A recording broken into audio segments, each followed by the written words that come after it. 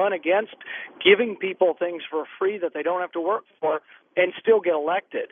And I think you can if you can figure out how to articulate the message and tell people that the great hope is not government. Government is what steals your wealth, and it's capitalism and freedom and voluntary interaction that provide the great wealth that we have in this country, and we've been consuming that now for a generation. We have to stop consuming that wealth and unleash. We won the Cold War because capitalism beat the hell out of socialism. That's why I say capitalism is boss. That is a catchphrase of this program. Capitalism is boss. You're exactly right. Now, let me ask you something. When you get to the Senate, we're seeing the rise of overt conservatives. We saw it in New York 23 with Doug Hoffman. There's a gentleman running right in the next district over from him, New York 22, George Phillips. We have an individual, a Marine Corps veteran running in Arizona as a conservative. We have an Army veteran in Florida running as a conservative. These people are running as fiscal conservatives. Do you see the possibility of a return to the 18 enumerated powers? Because that's what we need. People representing states who understand the limits of the power of the federal government and allowing for the 10th Amendment to allow our federalist origins to do what they intended to do, is to have the states be more sovereign and the federal government fixate on international affairs. Yeah, well, we talk about it all the time. We talk about the enumerated powers. We talk about James Madison's response when he was asked, does a general welfare clause not mean the government can do a lot more? And he says, well, why would we have enumerated 18 powers if we were going to say that we could do anything to promote the general welfare? So obviously it was a document that restricted and restrained government. And we talk about the fact that if we actually obeyed the Constitution, we'd have a balanced budget every year because government would be so much smaller. But I think we quit obeying the Constitution really almost precisely in 1 year. In 1936, with Carter versus Carter Coal Company, we started saying that the Commerce Clause meant anything. Then we go to 1942, and we have Wickard v. Filburn, and they tell a guy who wants to grow 20 acres of wheat, he's only allowed to grow 10 acres of wheat.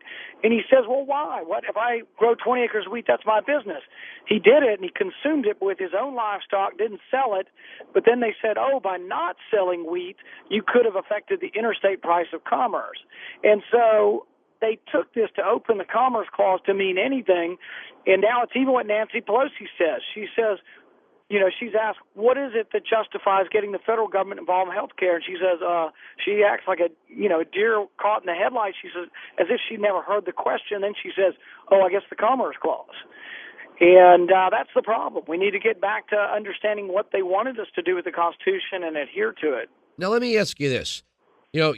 Your father, and I'm not trying to make you, Ron Paul Jr., but you are your father's son, so I'm assuming you share the majority of his ideas. Maybe you do, maybe you don't.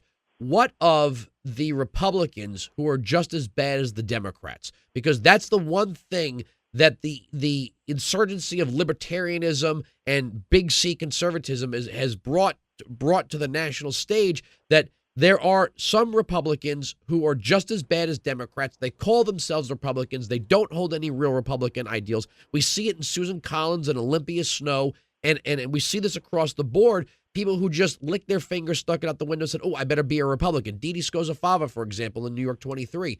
Are you finding any sort of abrasiveness from Republicans who aren't really good Republicans? Are you having a hard time with the RNC? Are they saying, hey, tamp down this libertarian stuff? What are you finding?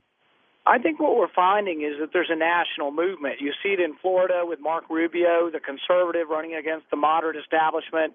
We've got the same thing here. You've got a constitutional conservative, myself, running against the establishment pick who's a moderate, former Democrat and supporter of Bill Clinton back in the 90s.